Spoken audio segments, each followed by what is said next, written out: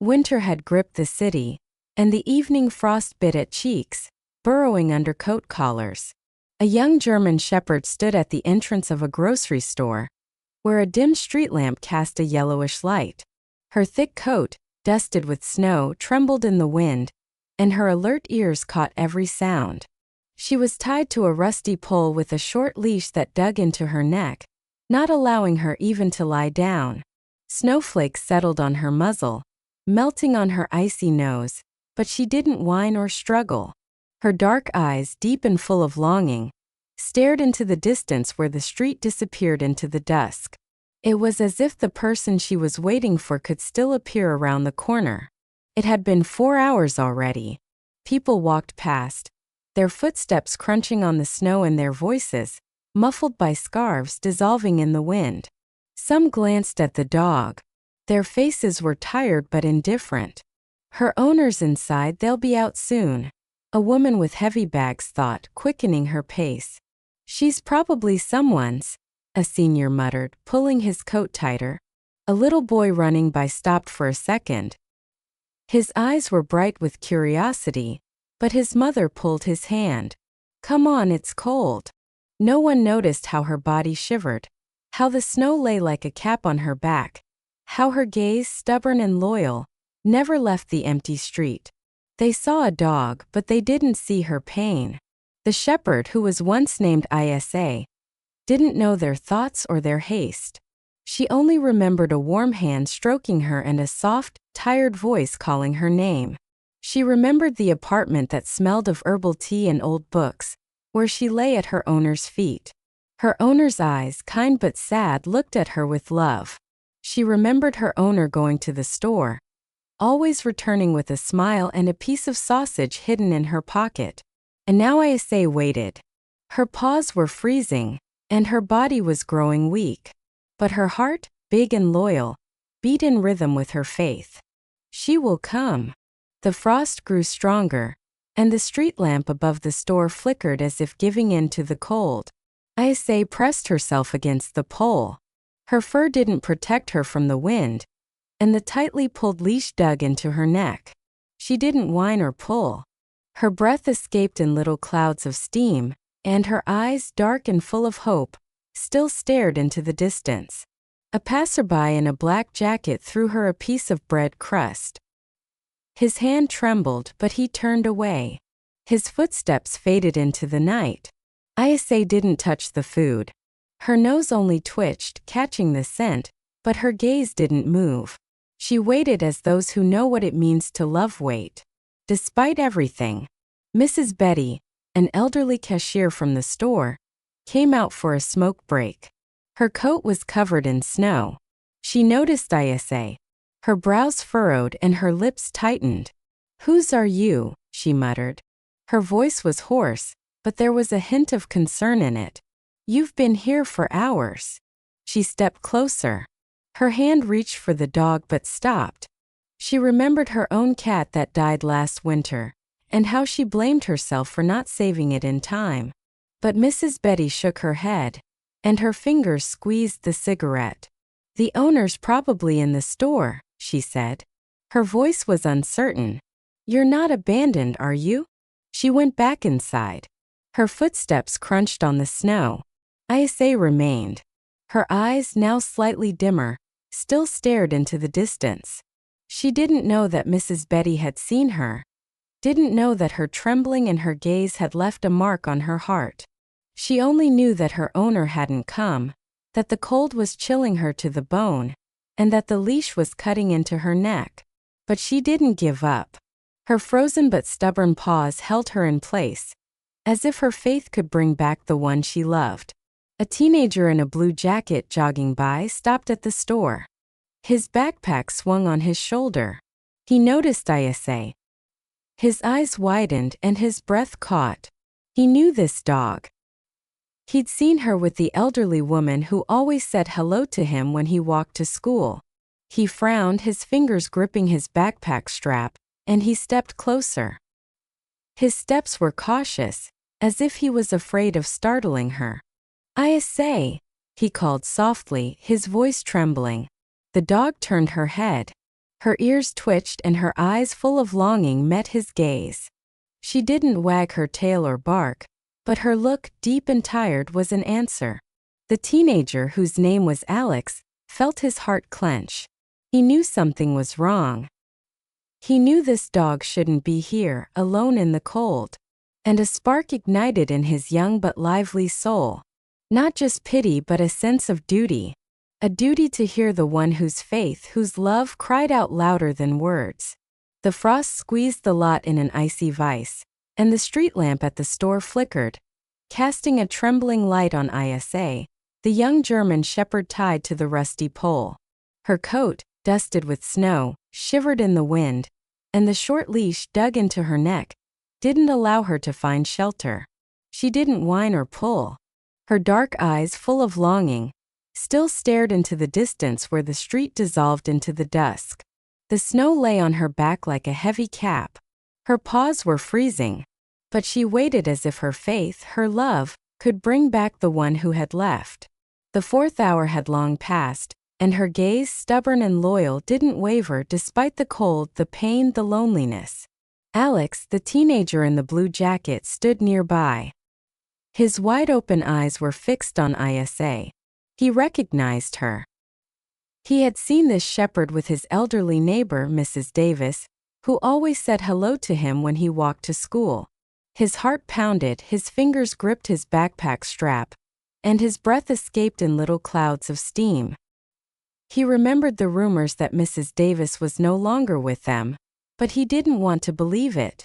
Now, looking at Isa trembling and lonely, he felt the truth, heavy and cold, squeeze his chest. He stepped closer. His voice trembled but was full of concern. "Isa, why are you here?" he whispered. "Where is she?" The dog turned her head, her ears twitched, and her eyes met his. She didn't wag her tail or bark, but her look, deep and tired, was a plea. Alex felt tears sting his eyes, but he clenched his teeth, his resolve growing. He knew Isa shouldn't be here alone in the cold, but to understand why she was here, he had to go back to her past, to the days that led her to this pole. A week ago, Mrs. Davis's apartment, filled with the smell of herbal tea and old books, became eerily quiet. Isa, still full of life, lay at her owner's feet, her muzzle touching her knees, and her eyes watching her every move. Mrs. Davis, an elderly woman with a soft smile, stroked her. Her hands, trembling with age, were full of warmth. She talked to Isa. Her voice, tired but kind, spoke of the past, of a daughter who had moved far away, of a life that flowed slowly but happily. Isa listened. Her ears twitched as if she understood every word. But that evening everything changed. Mrs. Davis, sitting at the table with a cup of tea, suddenly clutched her chest. Her face paled, and her breathing became ragged. She fell, her hands trembling, and her voice, weak and hoarse, called out, "Isse." The dog jumped up, her paws slipping on the floor. She ran around her owner. Her nose nudged the woman, and a cry full of pain tore through the silence. She licked her face, her fur brushing against her hands, but Mrs. Davis didn't move. Isa didn't understand what death was, but she knew something had broken, that her world, warm and safe, was falling apart. The ambulance arrived late. Neighbors who heard the howling knocked, but the door was locked. When they broke it down, Mrs. Davis couldn't be saved. Isa ran around the apartment, her paws beating against the floor. Her eyes, full of panic, looked at the people in white coats, the police officers, the maintenance workers who were talking about formalities. She howled. Her voice, loud and heartbreaking, was a scream that no one heard. The neighbor, Mrs. Nancy, a woman with a tired face, stood in the doorway, her hands wringing a scarf. "Poor dog," she said. Her voice was full of guilt. "But what can I do? I have my own worries. A cat, kids." She looked at Isa. Her eyes wavered, but she turned away. None of the neighbors offered to take the dog. Everyone had their own lives, their own problems. Mrs. Nancy sighed. Her fingers squeezed the leash she had found in the hallway. "Maybe someone kind will take her," she muttered. I'm not doing this out of cruelty. She led Isa outside, her footsteps heavy as if she was carrying a burden of guilt. She brought her to the store where stray dogs were sometimes fed and tied her to the pole. Her hands trembled as she tied the knot. "Forgive me, girl," she whispered. Her voice broke. "Maybe someone will take you." Mrs. Nancy left. Her figure dissolved into the dusk, and Isa remained. Her paws touched the cold pavement, and her eyes, full of faith, looked to where Mrs. Davis always appeared. She didn't know that her owner wouldn't return, didn't know that her love, her warmth were gone forever. She only knew that she had to wait, that her big and loyal heart couldn't betray her. Now at the store, Isa trembled. Her fur was soaked with snow, and her nose had become icy. Passers-by walked by, their voices full of hustle and bustle. Their glances slid over her but didn't linger. Mrs. Betty, the cashier, came out for another smoke break. Her squinted eyes stopped on Isa. "Still here," she muttered. Her voice was hoarse. "Waiting for your owner." She stepped closer. Her hand reached for the dog but froze. She remembered seeing Isa with the elderly woman, how she had stroked her, smiling. Now looking at the dog, she felt worry clench her chest. "You're not abandoned, are you?" she said, but her voice was uncertain. Mrs. Betty went back inside. Her footsteps crunched on the snow, and Isa remained. Her eyes, now dimmer, still stared into the distance. Alex stood by the pole, his heart pounding and his fingers trembled. He knew Mrs. Davis was no longer with them. He knew Isa was waiting in vain. He remembered how his grandmother had died a year ago, how he cried, how he missed her voice. Now looking at Isa, he felt that her pain was his pain, her faith was his duty. He stepped closer. His voice was quiet but full of determination. "Isa, I won't leave you," he said. His eyes were glistening with tears. Isa looked at him, her ears twitched, and her gaze, tired but alive, was an answer. She didn't know who he was or what he could give her, but she felt that his voice, his warmth, was the chance she had been waiting for. Standing in the cold, believing in the impossible. The frost bit harder, and the night covered the lot by the store in a thick black blanket. Isa, the young German shepherd, was still standing by the rusty pole. Her coat, heavy with snow, trembled in the wind, and the short leash dug into her neck, not allowing her to even sit down. The cap of snow on her back grew, her nose became icy, and her frozen paws barely held her up. She didn't whine or pull. Her dark eyes, now dull with fatigue, still stared into the distance where the street disappeared into the darkness. She waited. Her faith, stubborn and blind, held her in place, as if her owner, Mrs. Davis, could appear from around the corner with her soft smile. The 4th hour had long passed, and Isa was still standing.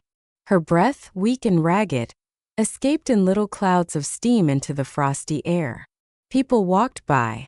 Their footsteps crunched on the snow, their voices, muffled by scarves, dissolved into the night. Someone glanced at Isa, but their faces were as cold as the air around them. A woman with a child wrapped in a winter jacket muttered, "They'll get her soon."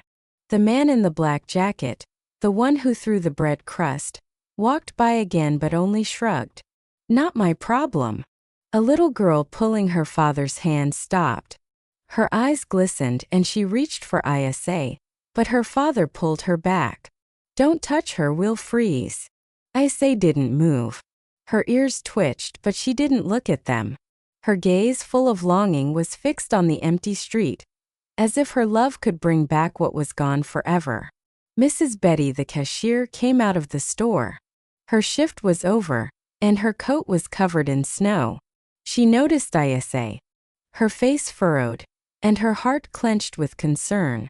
"Still here, girl," she muttered. Her voice was hoarse but full of guilt. "Did they really abandon you?" She stepped closer. Her hand reached for the leash but froze. She remembered seeing Isa with the elderly woman, how she had stroked her, smiling. She knew Mrs. Davis was no longer with them. The rumors had reached the store. But Mrs. Betty turned away. Her fingers squeezed her bag. "I can't," she whispered. Her voice broke. "I can barely feed my own cat." She left. Her footsteps faded and Isa remained. Her body trembled, but her eyes, although dull, still stared into the distance. She only knew that the cold was chilling her to the bone, that the leash was cutting into her neck, and that her owner wasn't coming. But she didn't give up. Her frozen but stubborn paws held her up, as if her love was stronger than the frost. And then a voice, sharp but full of concern, cut through the silence of the night. "Mom, she's still here." It was Alex, the teenager in the blue jacket. His backpack swung on his shoulder, and his wide-open eyes were full of horror. He had returned.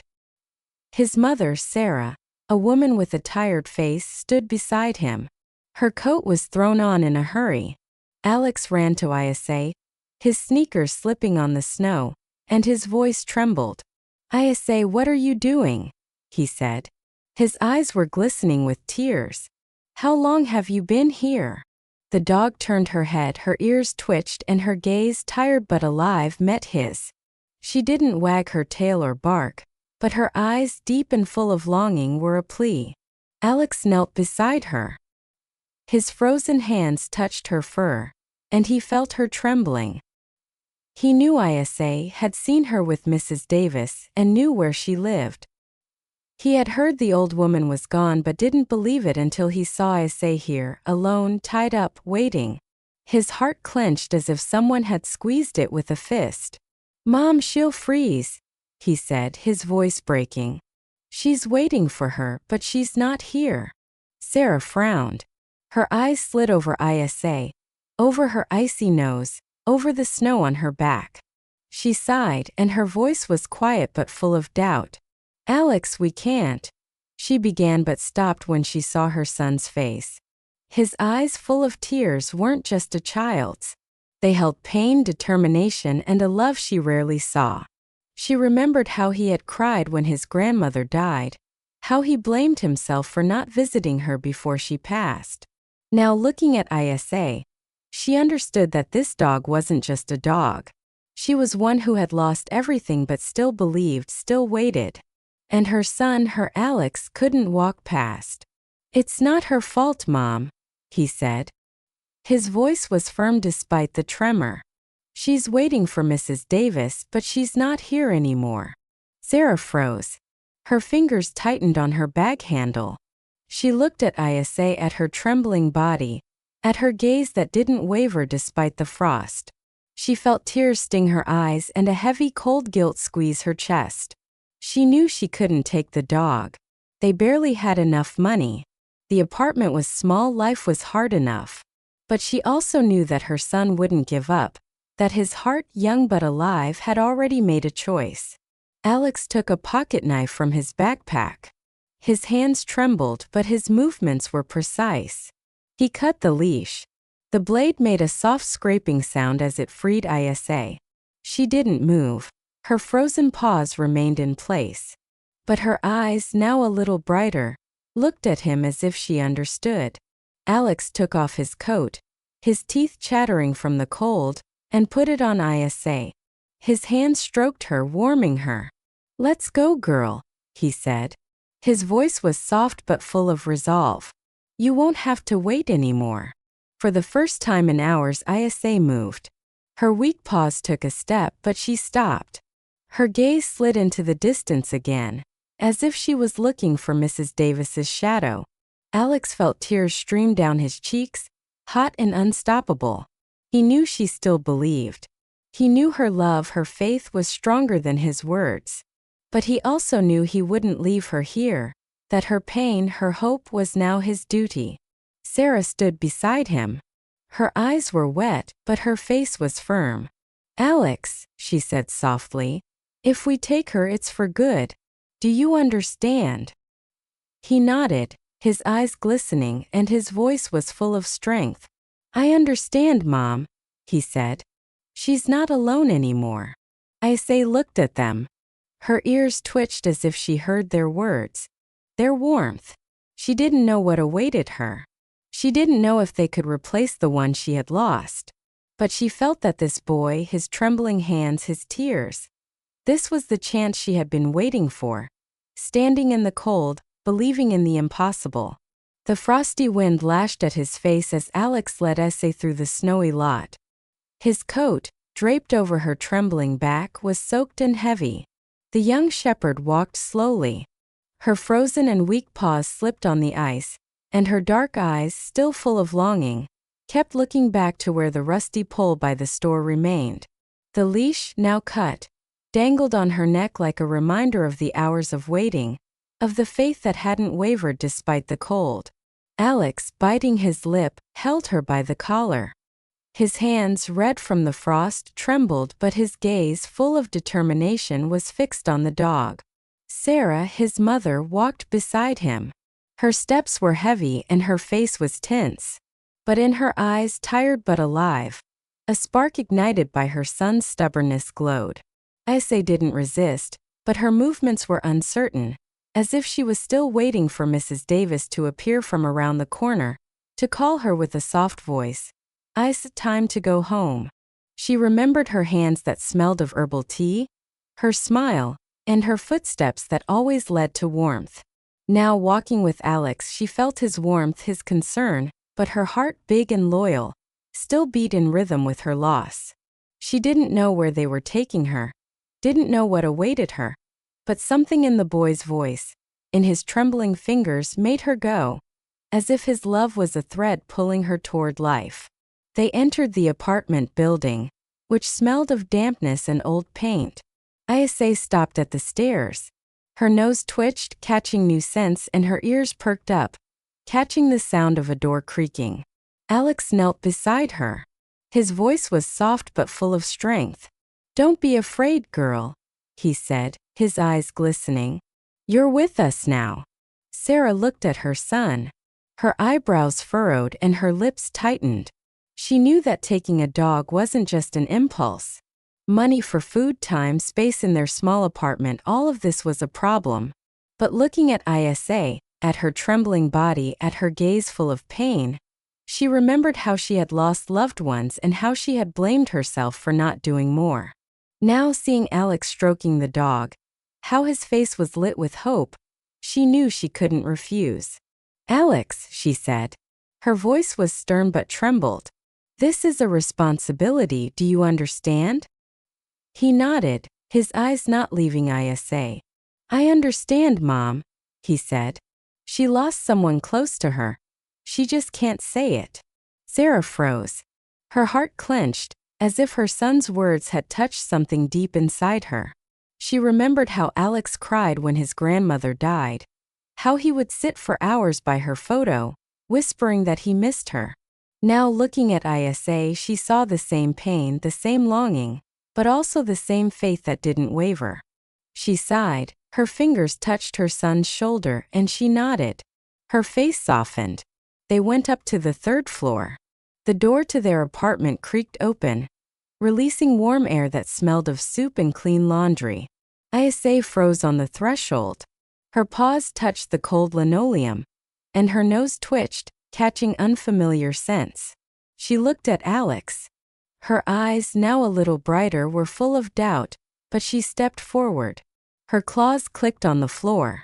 Sarah closed the door. Her hands trembled as she took off her coat, and her voice was full of concern. "Oh, she's so thin," she said. Her eyes slid over Isa's ribs showing through her fur. "And she's all wet." Alex threw his backpack in the corner. His movements were quick, almost panicked. He brought an old blanket. His hands unfolded it on the floor by the radiator. "Lie down here, Isa," he said. His voice was soft but full of warmth. The dog looked at him, her ears twitched, and she slowly lay down. Her trembling body touched the warm blanket. She breathed out, and her breathing became deeper, as if the warmth had finally broken through her pain. Alex sat beside her, his fingers stroking her fur, now wet and matted, and his eyes, glistening with tears, were full of relief. "You're home," he whispered. "You won't be cold anymore." Sarah stood by the door, her hands crossed on her chest, and her face was tense. She wanted to object, to remind him about the money, about the neighbors, about how difficult it would be. But seeing how Issei lay on the blanket, how her body finally stopped trembling, how her son, her Alex, looked at her with such love, she fell silent. She went to the kitchen. Her footsteps were quiet, and she took out a bowl. Her fingers trembled as she poured warm water into it. "Eat something at least," she said, placing the bowl in front of Issei. Her voice was grumbling but full of care. Issei looked at the water. Her nose twitched, but she didn't drink. She lay down. Her muzzle touched the blanket, and her eyes, now dull, looked into the corner, as if searching for Mrs. Davis's shadow. Alex felt his throat clench and hot, unstoppable tears streamed down his cheeks. He knew she was missing her, knew her heart was still there at the store with the life that had disappeared. But he also knew he wouldn't leave her, that her pain, her faith, was now his responsibility. "She's missing her, Mom," he said, his voice breaking. "But I won't let her be alone." Sarah looked at her son. Her eyes were wet, but they held pride. "You're a good boy, Alex," she said softly. Not everyone would have noticed. Issei lay on the blanket. Her breathing was heavy but steady, as if the warmth, Alex's voice, and his hands were reaching her. She didn't know what awaited her. She didn't know if this boy, this woman, could replace the one she had lost. But she felt that their warmth, their concern. This was the chance she had been waiting for. Standing in the cold, believing in the impossible. She closed her eyes and her ears twitched, and a spark ignited in her wounded but alive heart. Not just hope, but a belief that she could be not alone. Mrs. Betty, returning home, walked past the store. Her gaze slid to the pole where Issei had been. She froze, her fingers squeezed her bag, and her heart clenched with relief. "They took her then," she muttered. Her voice was hoarse but full of warmth. "Thank God." She walked away. Her footsteps crunched on the snow, and Issei, lying on the blanket, didn't know that her pain and her faith had touched hearts. She only knew that the warmth of the radiator, Alex's voice, and his hands were her new world. Fragile but alive. The morning light broke through the curtains in Alex's small apartment, painting soft stripes on the worn linoleum. Issei lay on the old blanket by the radiator. Her thick fur, now clean and shiny, rose and fell with her calm breathing. Her dark eyes, no longer so dull, watched Alex, who was sitting on the floor, flipping through a textbook. His fingers fidgeted with the corner of the page. She no longer trembled. Her body, strengthened by food and warmth, was relaxed, but her ears, alert, caught every sound behind the door, as if she were still waiting for Mrs. Davis's footsteps. Alex looked at her. His face lit up with a smile, and he knew that Issei wasn't just a dog. She was the one whose faith, whose love, taught him what it meant not to give up despite the pain. A month had passed since Alex had cut the leash at the store, saving Issei from the cold. Her arrival in their home wasn't easy. Sarah grumbled about the expenses, the neighbors gave them sidelong glances, and for the first few days Issa lay by the door, her nose nudging at the cracks as if she were searching for the smell of herbal tea, the scent of her owner. But Alex didn't give up. He fed her from his hands. His fingers trembled when he soaked bread in milk. He read aloud to her. His young but warm voice filled the room. He taught her tricks. His laughter rang out when she awkwardly offered her paw, and Issei slowly but surely began to respond. Not immediately, not completely, but her eyes, now brighter, looked at him with a trust she hadn't known for a long time. Every evening Issei would go to the door. Her claws clicked on the floor, and her ears would flatten as if she were hearing footsteps that weren't there. She would sit, her muzzle touching the doorknob, and wait. Her gaze, deep and full of longing, was filled with memories. Alex would sit beside her, his hand stroking her fur, and his voice was quiet but full of understanding. "You miss her, don't you?" he would say. His eyes glistened. "I do too." He remembered Mrs. Davis, her kind smile, her voice when she said hello to him at the apartment entrance. He knew Isa was her family, knew that her love for her owner wouldn't fade. But he also knew that her heart, big and loyal, was capable of loving again. And every time he spoke to her, Isa would turn her head, her ears would twitch, and she would rest her muzzle on his knees. Her breathing, warm and steady, was an answer. Not forgetting but no longer alone. Sarah watched them. Her face, now softer, glowed with warmth. She had gotten used to Isa, to her claws clicking on the floor, to her gaze that followed her when she was cooking dinner. She bought her food, her hands, tired but caring, poured water into her bowl. She grumbled when Isa chewed on an old slipper. But her eyes, when she looked at the dog, were full of love. "You have a character on you," she would say. Her voice was grumbling but warm. "Just like my Alex." Isa looked at her. Her tail wagged slightly as if she understood. She didn't know that Sarah saw in her not just a dog but a soul who had survived loss, just as they had.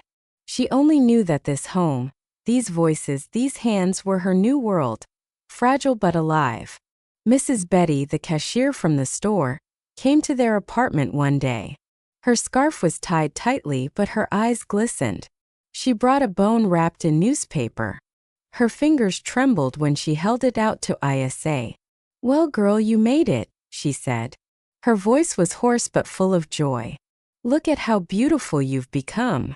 Isa took the bone. Her movements were cautious, but her eyes, now bright, looked at Mrs. Betty with gratitude. Mrs. Betty smiled, her fingers fidgeting with her scarf, and she knew that this dog, this faith, this love wasn't a coincidence. They were the ones who reminded her that even in the cold, in indifference, there is a place for warmth. Alex looked at Isa, his heart filled with pride. He remembered how he found her at the store, how her trembling, her gaze had awakened something new in him. He remembered how he was afraid she wouldn't survive, how he prayed that she would open her heart. Now looking at her, he knew that her faith, her love, had become a part of his life. He taught her new commands. His laughter rang out when she, now strong, jumped for a ball in the yard. He told her about school, about his friends, about the grandmother he had lost. And Isa listened. Her ears twitched as if she understood every word. When the snow fell outside the window, Isa lay by the radiator. Her muzzle touched Alex's paws and her eyes, calm but deep, looked into the corner as if they saw Mrs. Davis's shadow. She remembered her voice and her hands, her warmth, but now, feeling Alex next to her, his laughter, his care, she knew that her love, which she had carried through the frost, wasn't in vain. She hadn't forgotten, but her heart, big and loyal, was learning to love again. Alex stroked her, his fingers burrowing into her fur, and his voice was full of warmth. "You're home, Isa," he would say, "and I won't give you away." Isa looked at him. Her tail wagged slightly, and her eyes, now full of peace, were an answer. She didn't know that her rescue had touched hearts. She didn't know that her faith and her trembling at the store had become a story that Mrs. Betty told at the store. She only knew that this boy, his hands, his voice, her new home. And every evening when she rested her muzzle on his knees, her breathing steady and warm, was a song she sang for him. A song of love that was born in the cold but blossomed in the warmth, in a home where their hearts, wounded but alive, beat together.